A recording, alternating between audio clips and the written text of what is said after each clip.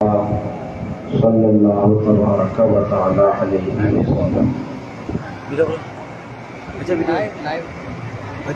معزز محتشم علماء کرام،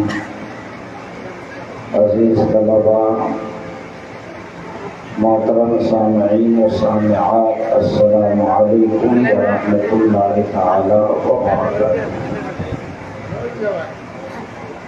انتہائی عقیدت و محبت کے ساتھ مدین و گنبد خضرا سیاح لامکان حضور اکرم سید عالم صلی اللہ تبارک و تعالی علیہ وسلم کی بارگاہ میں درود و سلام کا نذرانہ پیش کریں۔ پڑھیں بآواز بلند اللہم صلی علی سیدنا و مولانا محمد بارک وسلم، صلو علیہ صلاۃ و سلام علیک یا رسول اللہ صلی اللہ تبارک و تعالی علیہ وسلم۔ ہماری اور آپ کی یہ مشترکہ فیروز بختی اور سعادت مندی ہے کہ آج دارالعلوم غریب نواز شیشہ باغی ہاتھ کے صحن میں اس شامیانہ کے نیچے بیٹھ کر شہزادہ قلوبِ امام عالی مقام امام حسین رضی اللہ تبارک و تعالی عنہ کی بارگاہ میں اپنی عقیدتوں کا خراج پیش کرنے کا اللہ رب العزت نے ایک خوبصورت اور ذری موقع ہم سب کو عنایت فرمایا ہے۔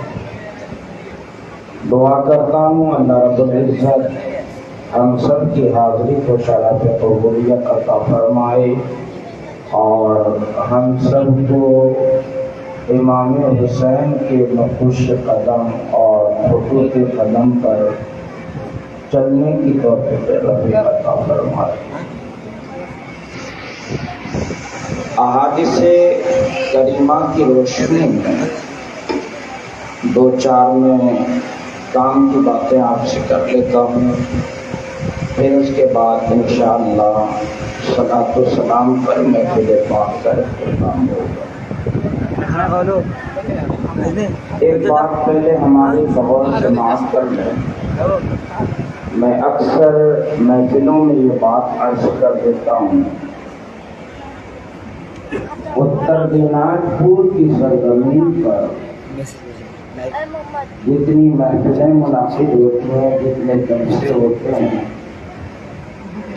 ہندوستان کے دوسرے علاقوں میں اتنی محفلیں منعقد نہیں،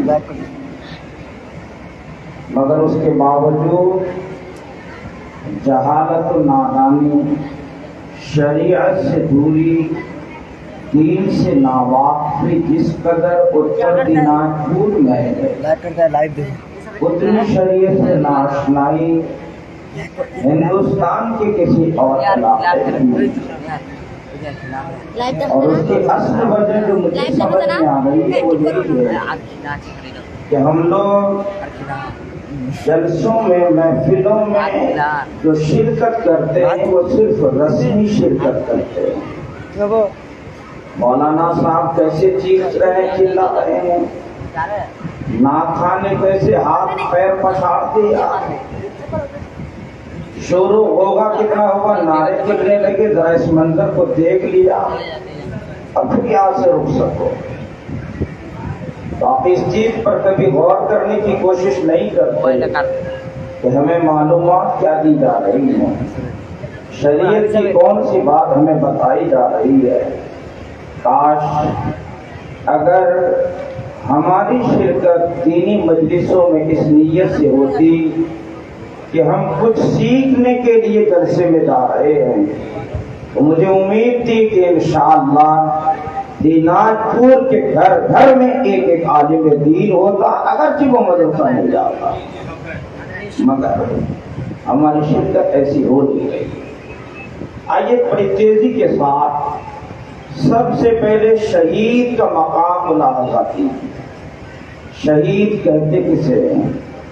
شہید کا مقام کیا ہے؟ شہید کا رتبہ کیا ہے؟ اللہ اور اس کے رسول کی بارگاہ میں شہید کو کتنی عزت اور کتنے وقار کی زندگی ملتی ہے. حدیث شریف سن لیجیے. جامع ترمذی کی حدیث ہے. حضرت سیدنا ابو ہریرہ رضی اللہ تعالی عنہ حدیث کے راوی ہیں.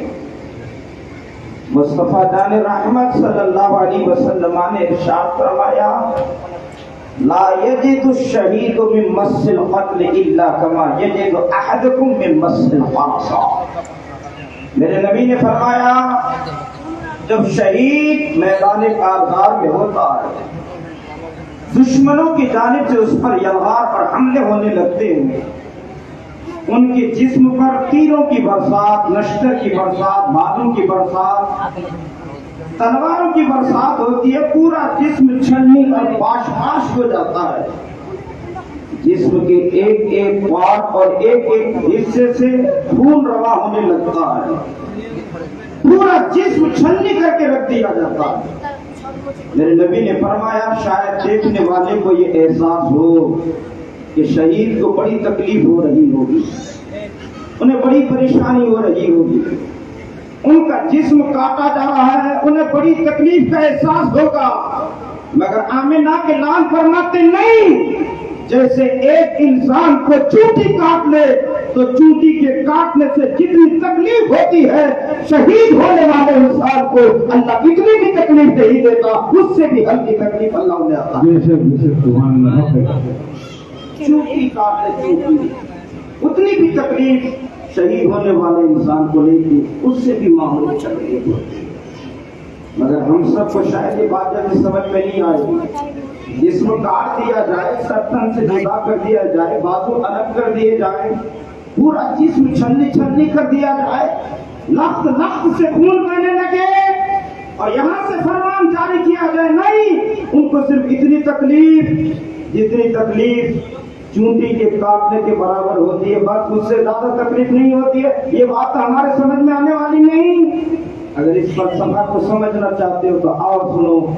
سنن ابن ماجہ کی ایک دوسری حدیث پاک, حدیث کے راوی ہیں حضرت سیدنا جابر بن عبداللہ.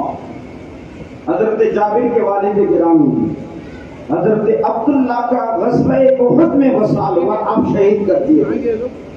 اور کافروں نے حضرت عبداللہ کو صرف وصال نہیں کیا, شہید نہیں کیا, ان کے ساتھ مسلح کا بھی عمل کیا. ان کے ناک کاٹے, ان کے کان کاٹے, ان کے بازو کاٹے, ان کے جسم کو شہید کرنے کے بعد بھی پاش پاش کر کے رکھ دیا. اور پھر اس کے بعد ان کے ناش کو ایک جگہ جمع کر کے, ان کی بوٹیوں کو جمع کر کے اوپر سے ایک کپڑا سے ڈھانپ دیا. حضرت عبداللہ کی بیٹی اور حضرت جابر کی بہن اپنے باپ کے ناش کے پاس آئی, کپڑا ہٹا کر کے جب دیکھی تو چیخیں نکل گئی. مصطفیٰ جان رحمت نے صبر کی تلقین فرمائی اور فرمایا بیٹی آواز نہ نکالنا, یہ مقام صبر ہے, یہاں صبر کا دامن مضبوطی سے تھام لا. اور پھر اس کے بعد میرے نبی نے اپنے زبان فیض کا زبان سے جملہ ارشاد فرمایا, فرمایا لا تزال الملائکۃ بأجنحتہم. تم سمجھتے ہو کہ جب تک تمہارا باپ اس کی ناش یہاں پر موجود تھی تو کھلی فضا میں تھی. آمنہ کے لال فرماتے ہیں کھلی فضا میں ناش نہیں تھی, بلکہ اللہ نے آسمان سے فرشتوں کو بھیج دیا تھا. فرشتے تمہارے باپ کی ناش کے اوپر اپنے نورانی پروں سے ڈھانپے. پتا کیا چلا, جب انسان شہید ہوتا ہے نا تو ان کی حفاظت و سیانت کے لیے, ان کے جسم کو, ان کے ناش کو محفوظ رکھنے کے لیے, سورج کی تمازت اور گرمی سے بچانے کے لیے اللہ فرشتوں کو بھیج دیتا ہے. اور فرشتہ اپنے نورانی پروں سے اس شہید ہونے والے انسان کے جسم کو ڈھانپے رہتا ہے. اب سنیں اس کے بعد بھی پھر میرے نبی نے کیا فرمایا. فرمایا اور سنو, تم یہ سمجھ رہی تھی کہ شاید تمہارے والد کو بہت تکلیف ہوئی ہوگی, ان کے کان کاٹے گئے, ان کے لب کاٹے گئے, ان کا سر کاٹا گیا, ان کے بازو کاٹے گئے. شاید تمہیں محسوس ہو رہا ہو کہ تمہارے والد کو تکلیف بہت پہنچی ہے, मगर सुनिए आमिना के नाम ने क्या फरमाया। मुस्तफा फरमाते हैं जैसे इंसान को चूंटी काटने से तकलीफ होती है, उससे भी कहीं हल्की तकलीफ अब्दुल्ला की बेटी तुम्हारे वालिद गिरामी को हुई है। उनकी बेटी ने अर्ज के हुजूर ये कैसे हो सकता, तीर चले, नश्तर चले और तलवारों की बरसात हो, पूरा जिस्म छलनी छलनी कर दिया जाए और सिर्फ चोटी के काटने के बराबर तकलीफ हो। अब सुनिए मेरे नबी ने क्या फरमाया।